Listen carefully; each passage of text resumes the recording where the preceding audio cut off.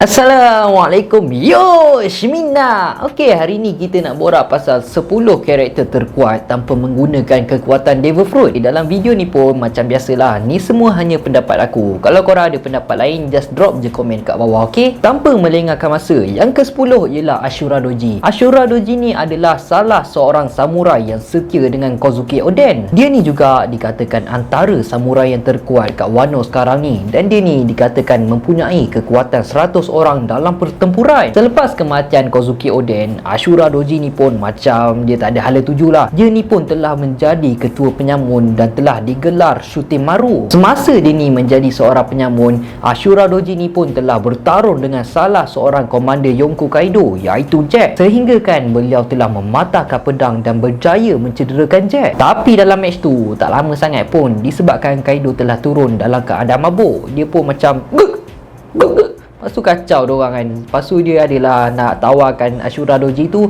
join Kaido punya team. Team pada Lando tu. Yang ke-9 ialah Roronoa Zoro. Dia ni memang ramailah orang minat. Macam apa yang kita tahu, Zoro ni adalah orang kanan untuk Monkey D. Luffy, dan dia ni mempunyai impian untuk menjadi the greatest swordman in the world. Dia ni juga mempunyai matlamat untuk menewaskan Rekyul Mihawk. Sebelum time skip, Zoro ni telah pun bertarung dengan Mihawk, tapi dalam match tu dia ni macam kena game je lah dengan Mihawk tu, sebab level kekuatan diorang tu memang jauh beza lah time tu. Selepas kejadiannya berlaku dekat Pulau Sabaudi, Zoro ni pun telah berlatih dengan Mihawk. Hasil dia berlatih dengan Mihawk, Zoro ni pun telah mahir untuk menggunakan Boso Shoko dan Haushoko pula, Kebon Shoko Haki. Untuk Haushoko Haki dia belum ada lagi lah. Kita tak tahu lagi dia ada ke tak Haushoko Haki. Tapi manalah kita tahu kan, dekat Perang Wano nanti tiba-tiba dia berjaya membangkitkan kekuatan Haushoko Haki. Part tu memang tercengang lah si Sanji. Lepas tu semua orang pun tercengang. Untuk after time skip, kita tak dapat lagi tengok kekuatan penuh untuk Zoro ni, dan Zoro ni juga tak dapat lagi opponent yang betul-betul buatkan dia ni macam struggle gila lah. Macam dalam match dia lawan dengan Dustbone, dengan Zoro ni telah mendapatkan salah satu pedang legenda yang pernah digunakan oleh Kozuki Oden, iaitu Enma. Aku rasalah dekat Perang Wano nanti paling kuman pun dia akan bertarung dengan salah seorang komander Yonko, tapi aku rasa paling kuat dia akan bertarung dengan Ki. Yang ke-8 ialah Inuarashi dan Nekomamushi. Tapi yang ke-8 ni bukanlah satu karakter, tapi sebenarnya dua karakter. Aku ada sebab kenapa tak asingkan diorang dua ni. Disebabkan bagi akulah, diorang ni antara dua yang paling kuat dalam dunia One Piece. So kita tak asingkan diorang ni, kita satukan je lah dalam list ni. Kita boleh tengok dekat Zou Arc, wilayah diorang ni telah pun diserang oleh Jack, disebabkan Beast Pirate ni sedang mencari samurai dari Wano yang telah bersembunyi dekat tempat diorang ni. Inuarashi dan Nekomamushi ni pun telah bertukar-tukar bertarung dengan Jack ni tanpa henti selama 5 hari. Lepas tu pun Jack ni dah fed up lah macam tu. Dia macam, bila nak habis game ni? Macam mana aku nak menang? Jack ni pun telah main tipu dengan sebarkan gas yang beracun dekat seluruh pulau tersebut. Selepas tu, diorang ni pun telah ditangkap dan dipotong, dan kaki diorang pun dipotong sekali. Jack ni memang tunggu masa kena tu. Tapi korang kena ingat, dalam match tu Inuarashi dan Nekomamushi ni tak menggunakan lagi senjata rahsia dorang, iaitu Muk Sulong. Aku rasa kalau dorang ni dah transform dalam Muk Sulong, memang berkicap lah si Jack tu, macam manga baru-baru ni kan. Yang ke-7 ialah Jinbei. Kalau korang tak tahu lagi, dia ni adalah anggota baru untuk Straw Hat Pirate. Tapi bagi aku, benda ni bukan spoiler pun. Kita boleh tengok dekat Whole Cake Island Arc. Tapi time tu Jinbei ni dah kira lah join kru dorang. Cumanya officialnya waktu dia perkenalkan diri dekat Wano, Jinbei ni adalah salah seorang bekas Shishibukai, dan dia ni juga boleh dikatakan fishman yang paling kuat buat masa sekarang ni. Jinbei ni juga mampu untuk menggunakan Boso Shoko Haki, macam apa yang kita boleh tengok sewaktu dia menahan serangan daripada Big Mom. Yang paling mengejutkan, kekuatan Jinbei ni sampaikan mampu untuk mengeluarkan Big Mom dari kapal dorang. Pak tu memang aku memang cakap Jinbei ni memang padu gila lah. Jinbei ni juga pernah bertarung dengan Ace waktu Ace ni belum lagi join Whitebeard Pirate. Match diorang ni pun telah berlarutan selama 5 hari, dan ni antara match yang kita tak dapat tengok lagi lagi. Seterusnya ialah Ben Beckman. Dia ni adalah orang kanan untuk Yongko Shanks. Walaupun kekuatan kru diorang ni masih lagi misteri, tapi kita boleh tengok sewaktu di penghujung Marineford War, Red Hair Pirate ni memang cukup terkenal dan ditakuti jugalah. Ada satu part ni sewaktu Kizaru ni cuba untuk menyerang kapal Law, Ben Beckman ni telah pun muncul dan telah menghentikan Kizaru dengan menghalakan pistol dia tu dekat Kizaru. Part tu Kizaru macam, oh, apa aku nak buat? Ototototo Ben Beckman.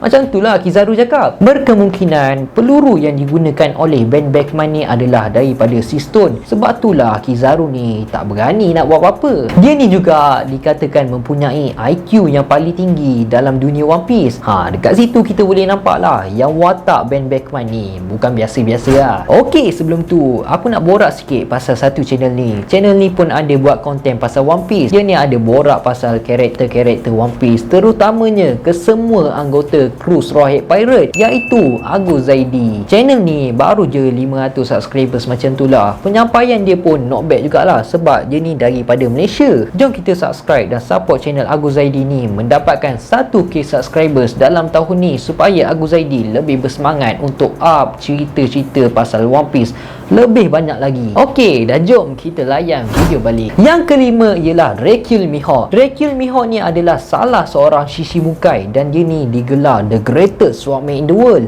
Sebab itulah Zoro ni nak kalahkan dia. Dia ni juga adalah pengguna pedang hitam yang digelar Yoru. Pedang dia ni tergolong dalam 12 pedang yang terkuat dalam dunia One Piece. Sewaktu di perang Marineford, kita boleh nampaklah keberanian dia ni. Dia ni adalah orang yang pertama cuba menyerang Whitebeard dan dia ni juga telah bertarung dengan salah seorang komander Whitebeard iaitu Vista. Tapi dalam match tu, si Mihawk ni tak serius langsung pun sebab dalam otak dia tu fikir pasal kekuatan Luffy je. Dia tengok je, hai, budak ni tak boleh biar macam tu je. Dia ni bahaya kalau biar. Sebelum Akagami no Shanks ni kehilangan sebelah lengan dia, Mihawk ni merupakan rival kepada Yonko Shanks. Tapi selepas je Shanks ni kehilangan sebelah lengan dia, Mihawk ni pun apa lagi, dia tak adalah rasa minat lagi nak bertarung dengan Shanks. Tapi korang jangan trigger sebab aku sebut Shanks, sebab aku dah macam terbiasa sebut Akagami no Shanks. Aku terikut si Luffy tu lah. Yang keempat ialah Kozuki Oden. Watak dia ni baru je nak muncul dalam anime. Oden ni adalah samurai yang terkuat pernah ada dekat Wano, dan dia ni juga mempunyai 9 anggota samurai yang setia di bawah beliau dan telah digelar sebagai Nine Red Scabbard. Oden ni pernah menyertai Whitebeard Pirate dan dia juga pernah bertarung dengan Whitebeard. Tapi selepas dia pertempuran yang berlaku dengan Roger dan Whitebeard, Roger ni pun telah mengajak Oden ni untuk menyertai perjalanan terakhir mereka,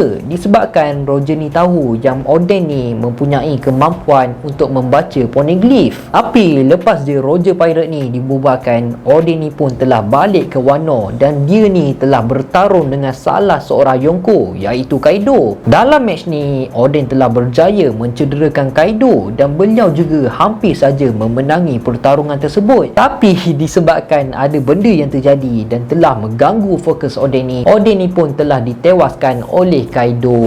Yang ketiga ialah Silver Rayleigh ataupun lebih dikenali sebagai Dark King. Dia ni adalah orang kanan kepada Pirate King. Kekuatan Rayleigh ni memang cukup hebat dan dikatakan Rayleigh ni mempunyai kekuatan yang cukup seimbang dengan Roger. Rayleigh ni juga mampu untuk menggunakan Advance Bososhoko Haki, tapi tak mustahil lah dia ni juga mampu untuk menggunakan Advance Haushoko Haki. Sebelum time skip, Rayleigh ni telah pun bertarung dengan salah seorang Admiral iaitu Kizaru untuk menyelamatkan Straw Hat Pirate. Tapi disebabkan dia ni dah tua, jadi stamina dan ketangkasan dia ni tak macam dululah. Waktu tu Rayleigh ni pun tak mampulah untuk menggunakan full power dia. Rayleigh ni telah pun melatih Luffy sehinggakan Luffy ni mahir untuk menggunakan Haki. Yang kedua ialah Shanks. Dia ni adalah salah seorang dari 4 Yonko. Macam apa yang kita tahu, dia ni seorang je tak menggunakan kekuatan Devil Fruit berbanding dengan Yonko yang lain. Sewaktu di perang Marineford, dia ni adalah penyebab utama perang tu ditamatkan selepas disetujui oleh Fleet Admiral Sengoku. Tapi sebelum dia sampai kat Marineford, ada satu kejadian yang berlaku. Dia ni telah menghentikan Kaido yang cuba untuk mengacau Whitebeard untuk menyelamatkan Ace. Tak tahulah macam mana dia ni handle si Kaido tu. Dalam masa yang singkat, ada teori yang mengatakan yang Shanks ni telah memberikan salah satu poneglyph kat Kaido. Sebab itulah Kaido ni macam,